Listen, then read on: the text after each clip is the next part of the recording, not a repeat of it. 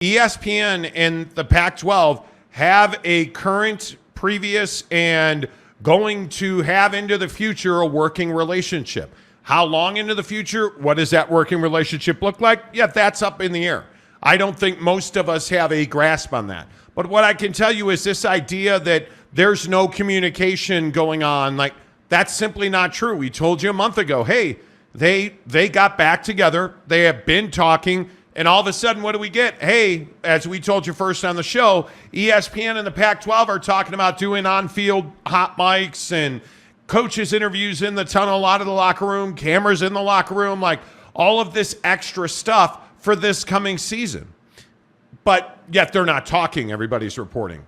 The truth about ESPN and the Pac-12 is nothing has changed. Nothing has changed for the better part of a year. Nothing has changed since ESPN suggested the Pac-12 and the Big 12 merge or have talks about merging. Pac-12 said no. Nothing's changed, right? You go back to, hey, listen, ESPN and Fox had an exclusive negotiating window. No deal was ever getting done in that window.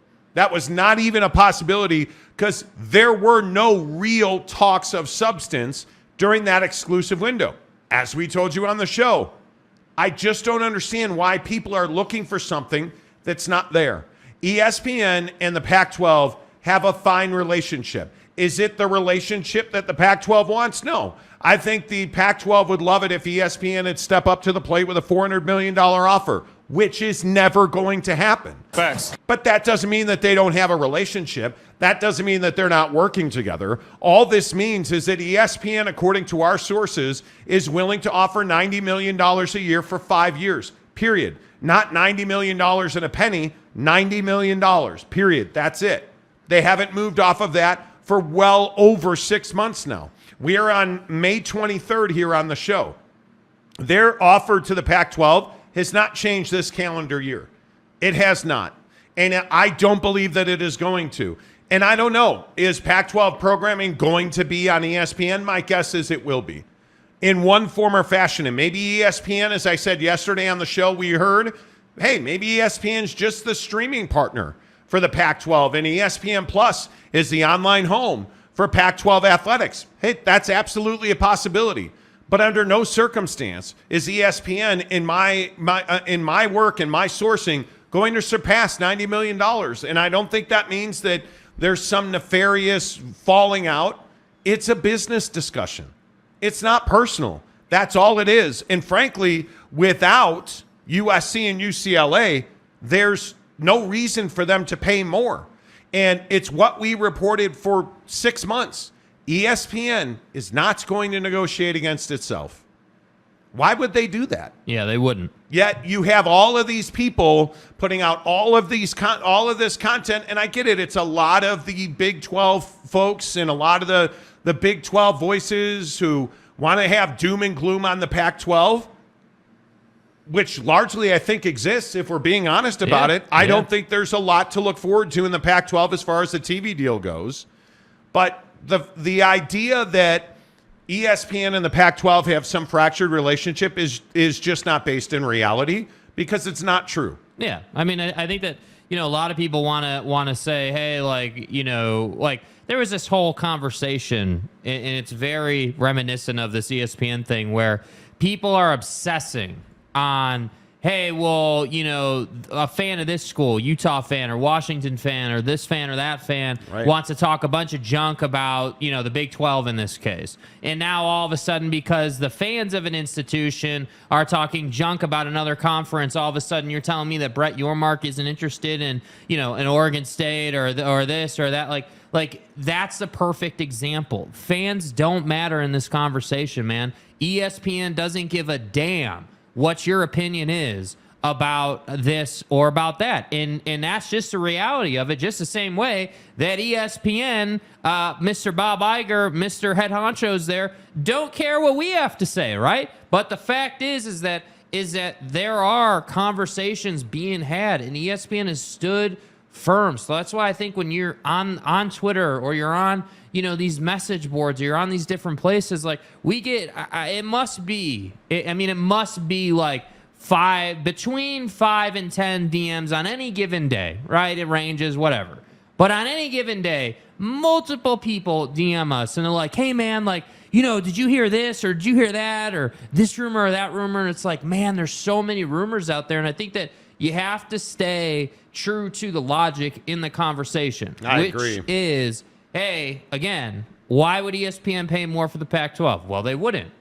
Pretty much straightforward, right? Hey, Brett Yormark has openly talked about at the Big 12 basketball tournament, basically every opportunity he's had to talk about it in the media, that he wants to monetize basketball. Hey, I want to monetize basketball. I want to make money on our basketball events, and I want to make money on basketball brands themselves. So we're going to go to New York. We're going to go to Mexico. We're potentially, not yet announced, but we're going to look at overseas stuff depending on what opportunities we get. Like, again, think about it logically. That makes a lot of sense. Why does he want the Pacific time zone? Because he can make more money. Why does the Big Ten want the Pacific time zone? Because they want to make more money. So again, you just have to be logical about these conversations. Yeah, I totally agree. And I think a couple other things that come to mind when I hear you say that, like, you look at the business acumen that's going on in the Big 12 right now, and you compare that. And I know that Pac-12 fans tell us that we are fans of the Big 12, and Big 12 fans tell us we're Pac-12 homers. We get it.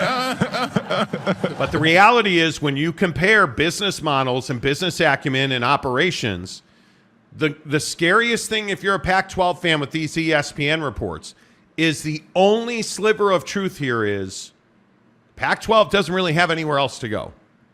Because I maintain, and I doubled my efforts on the CW overnight, and in speaking to conference sources, the CW is not close to a deal with the Pac-12.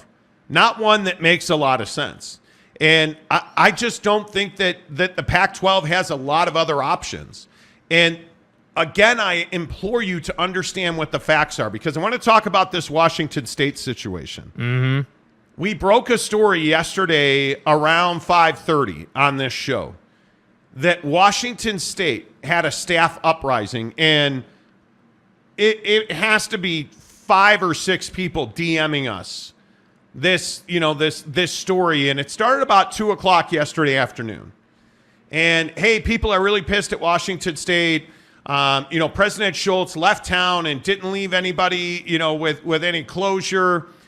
There were some people who were upset about the finances of the athletic department at Washington State.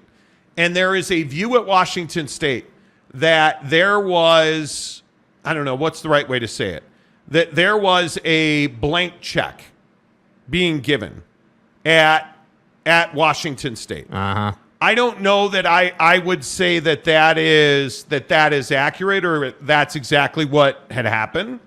But from what our sources, and we talked to a lot of people yesterday at Washington State, our sources confirmed to us that department heads went to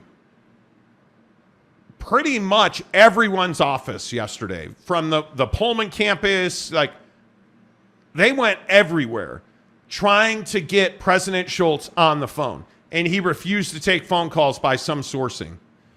They were going to either have a protest or a sit-in at his office until he returned or until he got on a phone. And late in the afternoon yesterday, apparently he did that and issued a statement that instituted a spending freeze at Washington State, where no spending at all, no hiring, no extra spending, nothing can be done until a full internal audit of the athletic department's budget and spending is completed.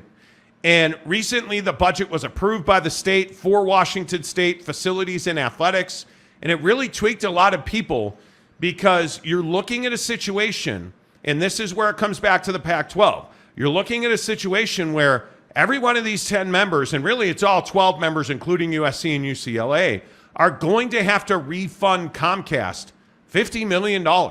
It's a lot of money. It is a lot of money. And on top of that, you're not making much money on your media rights. they're struggling at Washington State, and they are no different than Cal. They are no different than Oregon State. A lot of the smaller budgets and athletic departments in this conference are struggling financially, and it came to a boiling point yesterday at Washington State, and I think there are a lot of loud voices at Washington State on all of their campuses that would like to see President Schultz get fired. And they are openly talking about it. I don't know that I've seen his seat any hotter than it is right now. And a lot of it is, I think he brought himself a much higher profile by talking about the Pac-12 media rights deal. Yeah. Which, again, goes back to what Jake and I have talked about on this show for months and months. I don't understand why these guys continue to talk to the media. I don't understand why they continue to give interviews to the newspapers at their schools, and why they're talking to, like President Schultz at Washington State, did a Zoom call with the Board of Regents and had somebody ask him a question about the Pac-12 media rights deal. I don't understand what good is coming from that, because all it's doing is putting more focus on the financial pressure that a tiny athletic department like Washington State is already feeling. And so when we talk about, hey, where's this school going and where's that school going, maybe ask yourself, where in the world is Washington State going to end up? Because Washington State, from our sourcing, is not a candidate to go to the Big 12. They are not. They are a candidate to go to the Mountain West. And if they do that, they're going to take an even larger pay cut.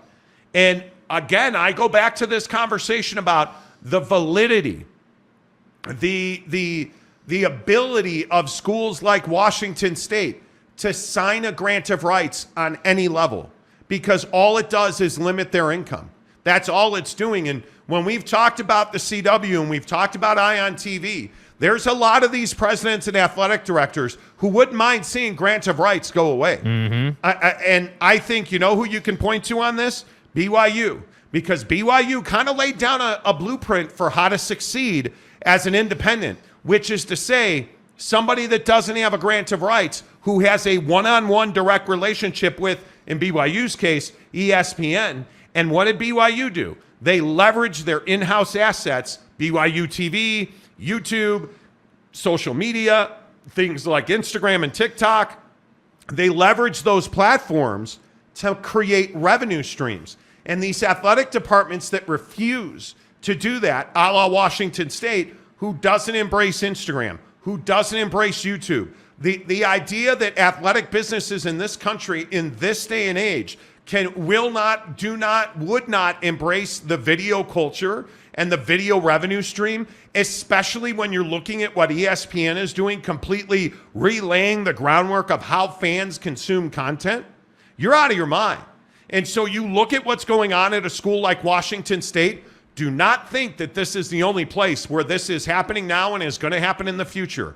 Academics don't give a shit about athletics. They don't care. They want their academic money. And you look at Washington State and you look at the people that went and protested and got loud over the last 10 days, and specifically yesterday at Washington State. It wasn't coaches. It wasn't athletic trainers.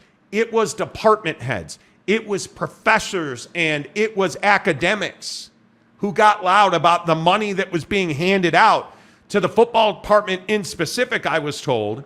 And we were the first ones to tweet that internal memo from Washington State. It's on my Twitter feed if you want to go and read it. But I'm telling you right now, this is not the first, Jake, and in my opinion, this is not going to be the last athletic department that's going to go through this kind of thing. Yeah, and I think at some point, you know, college institutions and even professional teams need to embrace video content creation. I mean, again, it's very simple. Like, fans will pay for a certain level of experience. So if you bring them into a locker room, if you bring them into a huddle, if you bring them places where they can't be in the stands or at home on the couch watching it on TV, if you bring them into those more intimate settings so that they can understand, you know, hey, you know, like Full Swing with Brooks Koepka, or like any of these, like F1 Drive to Survive, or like any of these opportunities that, you know, you've seen take place. If you give the fans that experience, they will pay you, and they will pay you a lot of money. The problem is it takes people having vision. And most people right now don't have the vision to utilize video content creation in their systems and in their culture to make money. So when you're 70 million some odd dollars in the hole, and when you're not making money, and when people are hanging out in your office waiting for you to get back or to get on the phone, you then wonder why. Hey, why did this happen? Well, it happened because you're not profitable, because you're not doing enough to create additional revenue streams outside of a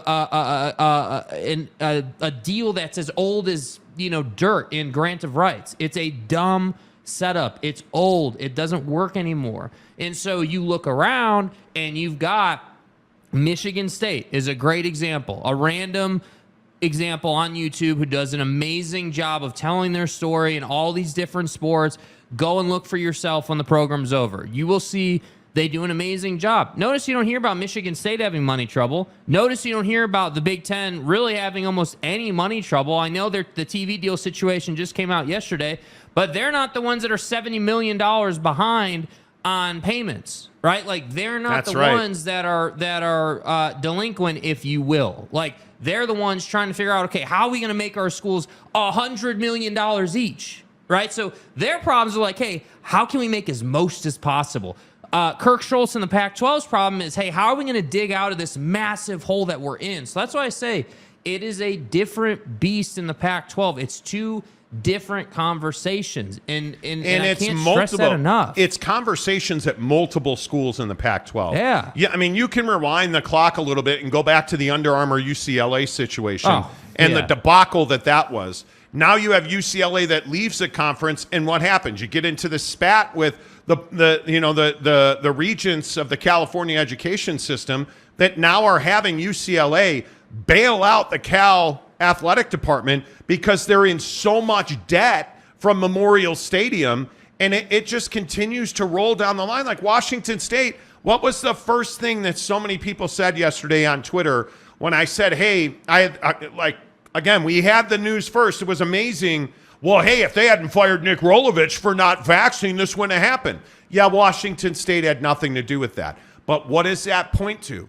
Everybody wants, to point fingers and blame people for everything under the sun. So when you get a legitimate problem like, hey, this guy won't communicate and he's giving a blank check to the football team, now we just start throwing everybody's problems on top of athletics. Mm-hmm. Now it's Nick Rolovich, and now it's uniforms, and now it's your uniform deal, and your grade point average, and your graduation rate, and land grants, and grants of rights, and just keep throwing all of it on top because you didn't want to handle a problem head on. Yeah. And it's unacceptable. The level of mismanagement. And before I get to your comments, you think about that word, mismanagement, because you've had it for a decade in the Pac-12 with Larry Scott. You finally got that off your back, and now you have it for years after that with George Kliavkoff, who has done nothing to raise the tide so all the ships can raise, right? Mm-hmm. Nothing. Mismanagement. You look across the institutions, even the great, majestic USC with the entry scandal at USC and the football scandals at USC, mismanagement. The uniform Under Armour deal at UCLA, mismanaged, right? You can go up and down this conference, and with very few exceptions, you have a scandal in mismanagement at just about every school. Now, I would say Utah's had very little off-field turbulence. Very little, right? You look across the rest of the conference, Oregon State has had very little. But you look at Chip Kelly and Mike Bellotti, and you look at Mario Cristobal and all of that at Oregon. You look at the coaching carousel up at Washington. Like, you look at all of the problems with Jimmy Lake at mismanagement, poor hiring, poor fiscal responsibility. It has ravaged this conference. You look at Arizona State, and you look at Ray Anderson, and you look at Herm Edwards and the recruiting scandal. Mismanagement. Yeah. It's incredible to me how much and how deep the trauma of mismanagement in the Pac-12 is. And I'm not telling you that there are not scandals, because in the Big 12, Bill Self, Come on, dude. There are scandals in the Big 12. There are scandals. This TV contract is pure and simple mismanagement in the Big 10. But they're going to be able, that's not going anywhere, right? The Big 10 is going to be able to, they're going to fix that just fine. Just fine. But it's mismanagement. But you look at the Pac-12, and it's everything from the commissioner, the building they're housed in, the money that went to pay for that, his private jets, his private suites at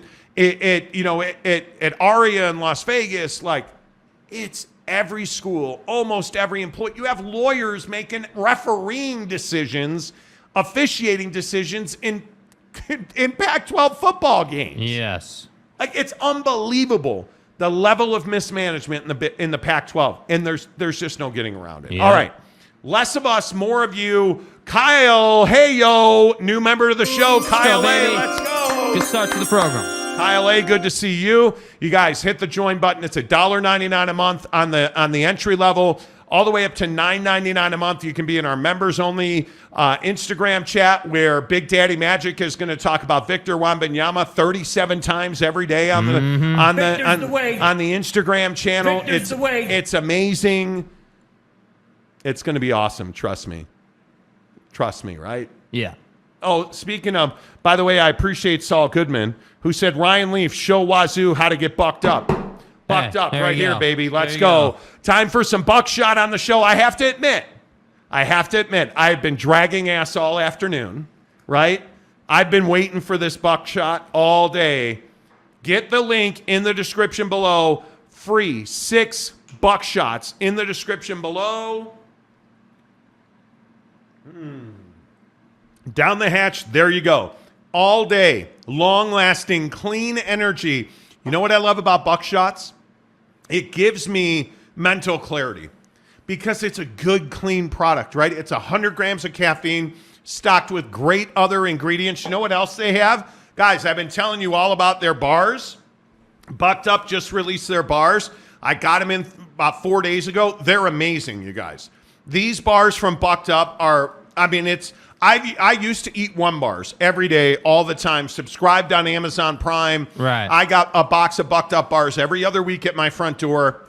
That's over with. I canceled it because these Bucked Up bars, Buck Bar Protein from Bucked Up, 17 grams of protein, 13 net carbs, and only 8 grams of fat. And the other thing I love about them, they're only 210 calories.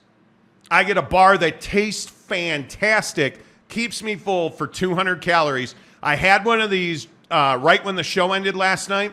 Took me through my golf lesson, all the way to bed. Woke up this morning, was not hungry because it's good, long-lasting protein, good, long-lasting, clean energy. Yes. And guess what? You can get free samples of both the bar and the buckshot in the description below. Click on the link that says free sample. Hook it up. Our good friends at Bucked Up, always taking care of you. Right here on the Monty Show. Saul Goodman says what flavor or taste they have, guys. I'll tell you what, the buckshot, this is watermelon, and it is so damn good. All day. It is so good. It is, I cannot tell you how much I just truly enjoy their buckshot from Bucked Up, because again, it's all day clean burning energy, and the mental lift it gives you, it's incredible. It's just difference making. So I look at the wrong camera, but it's just difference making. My favorite bar by far is the Dream Bar from Bucked Up. Their Dream Bar Buck Bar is phenomenal. And again, get the free samples, you guys. It's in the descriptions below. It's unbelievable. Patrick Bourne says sugar. No sugar in the buckshot. How much sugar is in the bar? Yeah, how much sugar is in the bar? 29 carbs. Your net sugars are 4. 17 vitamin D, calcium, iron, potassium. And the other thing, one of the first things I look at, and I don't know if you guys will be able to see it. You probably won't. Right here. That's the small list of ingredients in their bars, because it's whey protein isolate, whey protein concentrate, milk powder, peanuts, dates. And that's the other thing. A lot of the sugar, it's not like, hey, let's just pour a bag of granulated sugar in here. It's things like dates. So you're getting really quality ingredients in these Buck bars because they use things like dates instead of sugar, right? So you look at this graphic. By the way, the Snickerdoodle bar, fantastic. But it's things like dates, fresh from the tropics. Dates are a natural low sugar sweetener. So instead of putting a whole bag of sugar in there, they use dates. And it makes a huge difference in that. And you guys don't probably give a shit about this, but in that, when you eat a date, it processes it differently than if you eat a candy bar. So it tastes just as sweet, but your body processes it so your blood sugar doesn't spike. And it's very powerful. I'm telling you, you guys, Bucked Up is making a huge difference in my life. And I told you again, yesterday I had, what's the right way to say? I had some incidents on the 4th floor yesterday. Okay?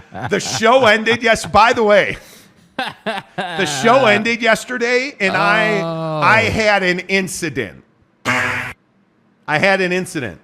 And I've been telling you, hey, for the last month, I've really been locked on my nutrition, golfing, cardio, working out in the mornings before the show, like locked on it. And I've lost a good bit of weight. I've lost, as of this morning, my point was I gained 4 pounds when I weighed myself on Saturday. Yeah. Yesterday, I had so many incidents. I had 2. I mean, you guys, like, you ever just turn around and you're like, God damn. Like, where was all of that? Like, right? But then that's usually 10 a.m. every weekday.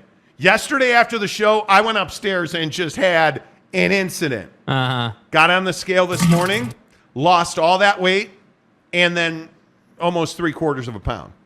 And it's because Bucked Up keeps me full. I don't have to eat nearly as much. So I love it. Conundrum says baby wipes. No, moist flushable wipes. Yeah, moist flushable wipes, dude. Come on. Truck Stop Gumby says incidents. I'm just sharing with you guys.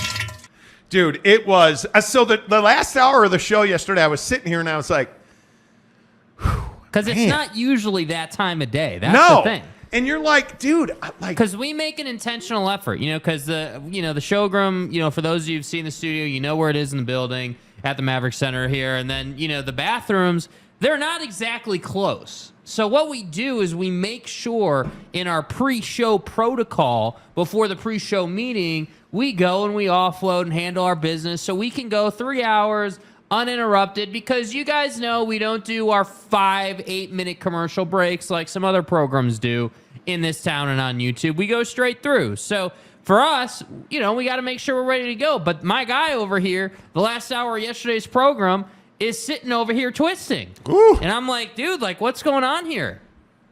What's going on is quite a bit of weight loss happened after the show. But I felt great. Went and had a golf lesson last night. My guy Terry Devine.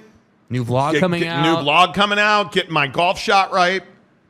But I'm telling you, Bucked Up really helps me not eat as much, and it's been awesome to lose. I'm pushing 15 full pounds now. Like, I just feel great. My wife is amazing. She's been cooking well. Like, it's been really good. So.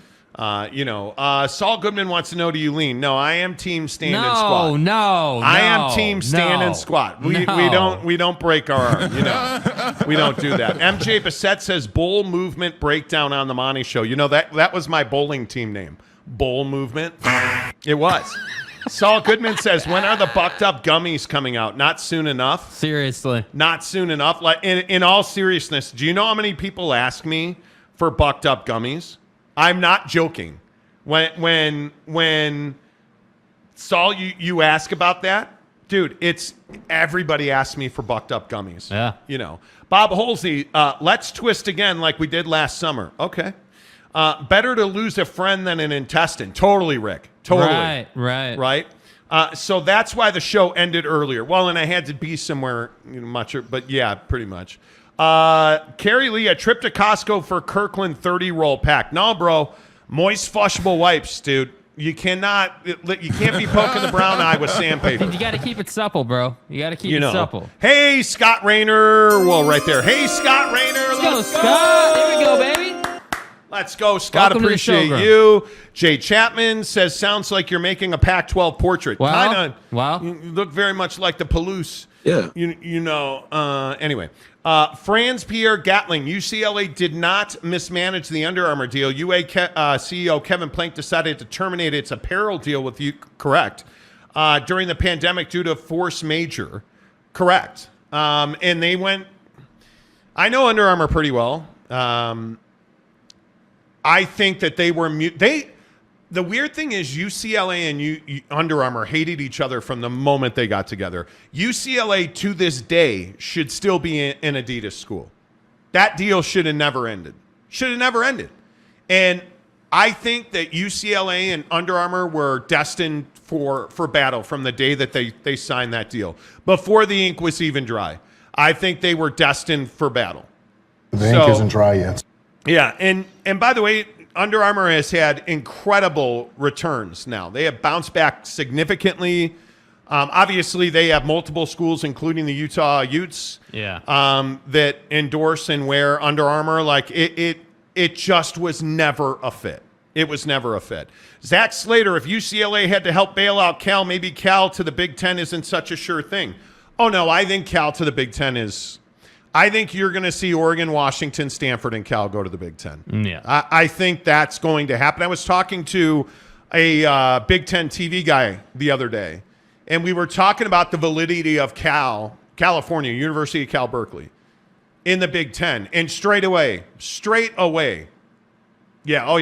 academically, man, Big Ten would love to add Cal. Who wouldn't? But I think the issue is... And I think we've talked about this at length on the show. The Big Ten never wanted UCLA and USC alone. That was never the plan. It's never been the plan. Like that, that was never the deal. Because you can't have this Western enclave where the entire conference has to travel through there. You need the 6 teams on the West Coast. Yeah. It's almost mandatory. I think at the end of this entire process, Washington, Oregon, Stanford, and Cal will all be in the Big Ten with USC and UCLA. Yeah. I think that is an inevitability.